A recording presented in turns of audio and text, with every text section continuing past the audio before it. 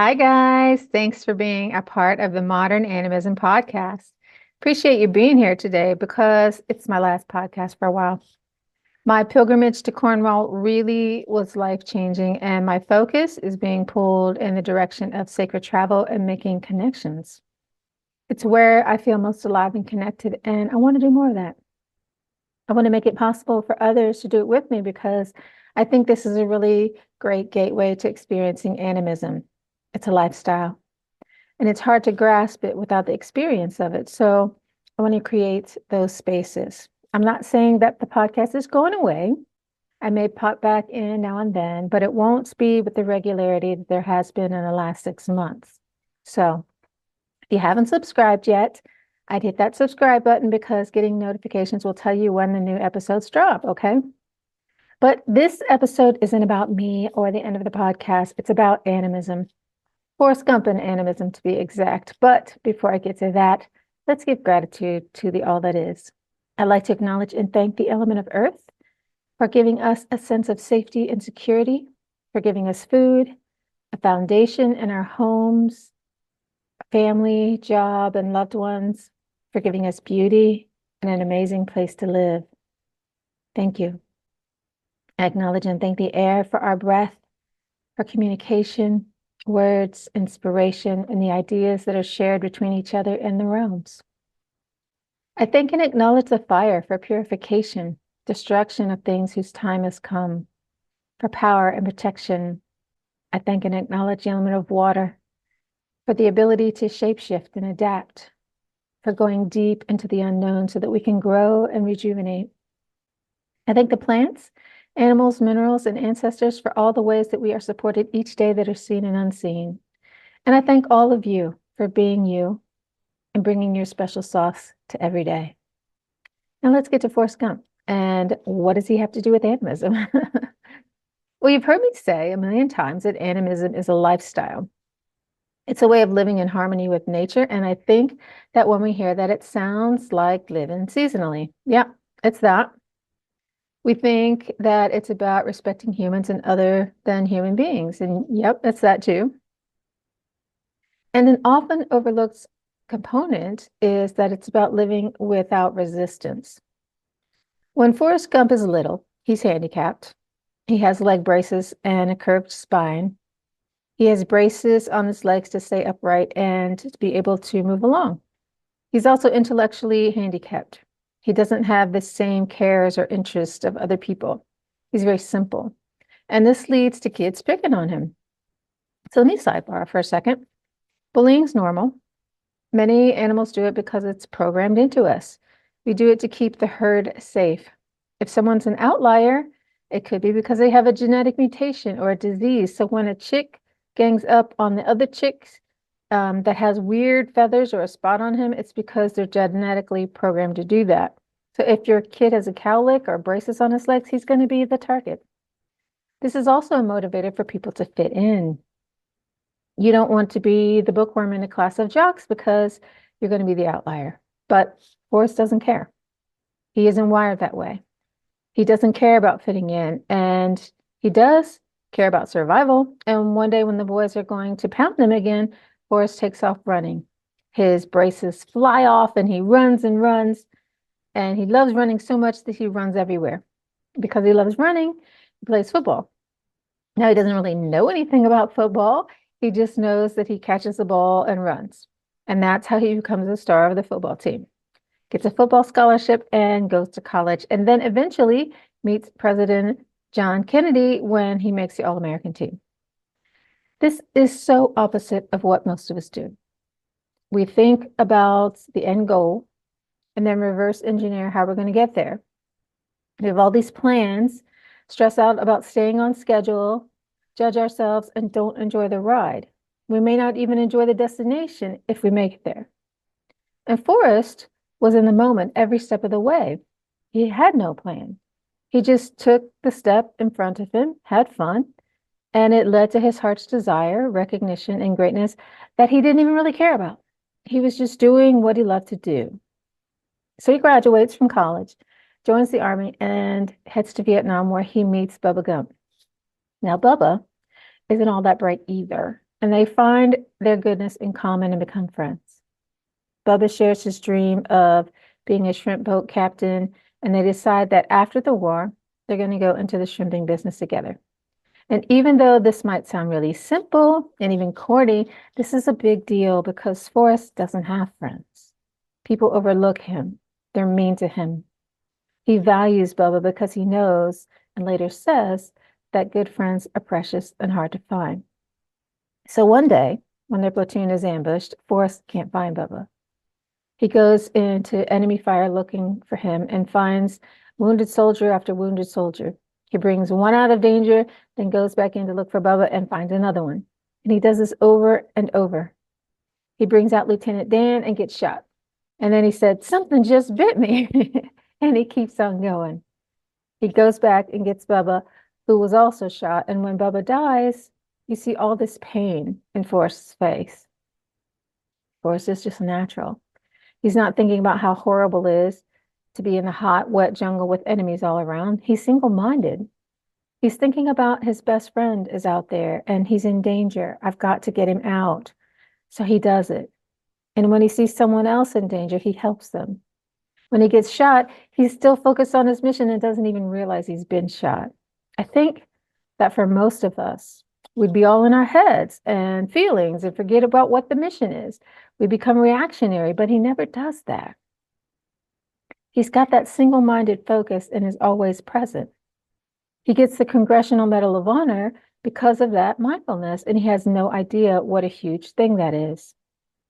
I think that's the most incredible part of it because when you're with mindful people, that's how it is. They can say something so profound and it's all in a day's work. They aren't trying to impress you. They aren't trying to do anything. They're totally wu-wei and it can get overlooked because they aren't big and splashy about it.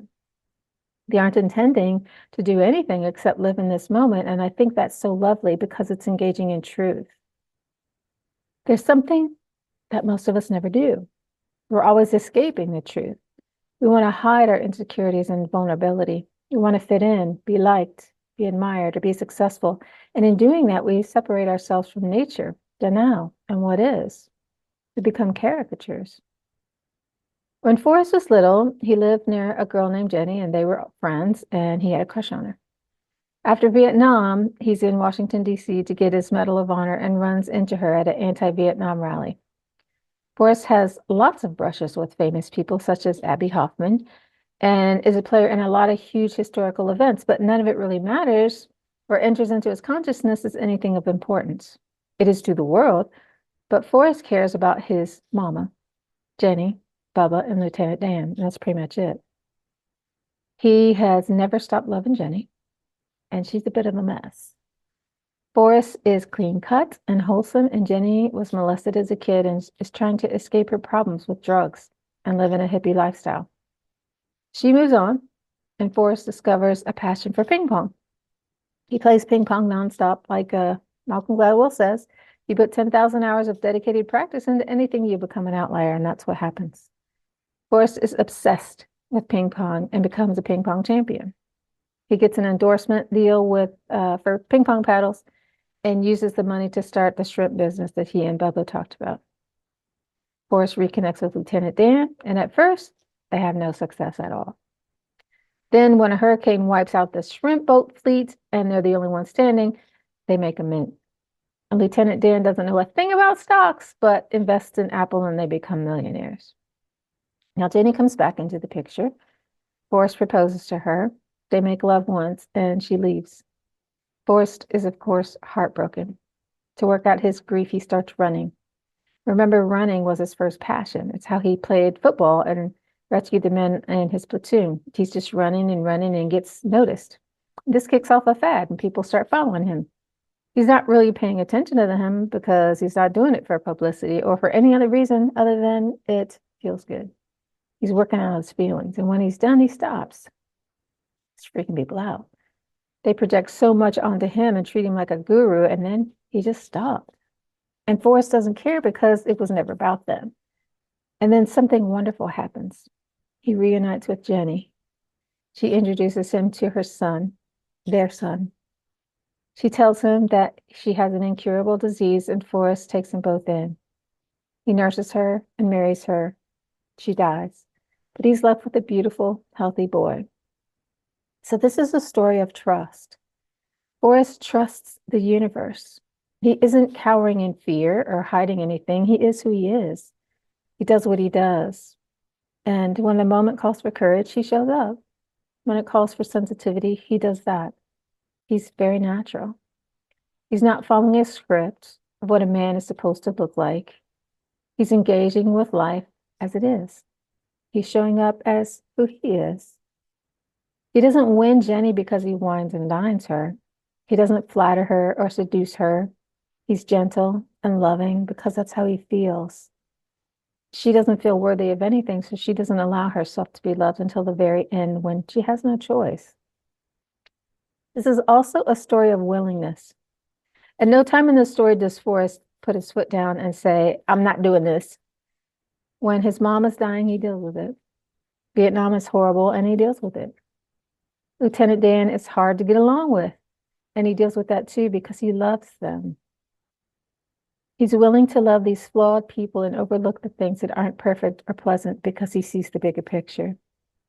His mama was an angel in his eyes. Jenny was the light in his life. Bubba didn't have to be smart. He was kind, and that was enough. Lieutenant Dan didn't have to have legs or be grateful. Forrest could see that Lieutenant Dan was tore up with PTSD, but his heart was still good. We all have difficult people in our lives, but we can allow them to push us away. Or maybe we are the difficult people who push others away. Forrest was willing and loving. You know, some stories are touching because they're a picture of us. I don't think Forrest Gump is that. It's a picture of who we'd like to be. We want to see love win, and in Forrest Gump, it delivers. It's a film that shows what I think most of us would like to be, but we don't have the courage to be. Being that mindful and present might mean being thought of as weird. I mean, we don't belong to the cool kids club. It might mean being ignored because we live in a world where superficiality reigns. Beauty, success, appearances all carry more weight than substance. And we all have the choice to opt in or opt out. And being natural in an artificial world is a choice to opt out. Forrest Gump is a story of honesty. He never pushes anything away or denies what it is. He sees that Jenny's a drug user, prostitute, and emotional wreck, and he loves her anyway. He sees that Lieutenant Dan is a broken, bitter man. He also knows why.